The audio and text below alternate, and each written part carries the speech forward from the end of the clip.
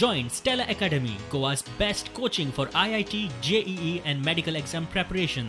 Best online learning experience only at Stella Online Courses. Call us now. ते सगळे जण आता जे हिंदुत्वावरती प्रश्न विचारतायत ते त्यावेळेला शेपट्या घालून कुठल्या बिळात लपले होते काही कल्पना नाही. कदाचित त्यावेळेला ज्यांचं नाव त्यांच्या कुटुंबाव्यतिरिक्त बाहेर कोणालाही माहिती नसेल अशी माणसं आम्हाला विचारतायत, तुमचं हिंदुत्व कुठे गेलं? का तुम्ही अचानक सेक्युलर झालात? शिवसेना प्रमुखांचं हिंदुत्व आणि तुमचं हिंदुत्व याच्यामध्ये जमीन आसमानाचा फरक आहे. जे हिंदुत्व शिवसेना प्रमुखांनी आम्हाला शिकवलं ते हिंदुत्व म्हणजे शिवसेना प्रमुख जे बोलायचे की मला देवळात घंटा बडवणारा हिंदू नकोय, बडवायच्यात घंटा तुम्ही बडवा, दुसरे येतंय काय बडवायला तुम्हाला?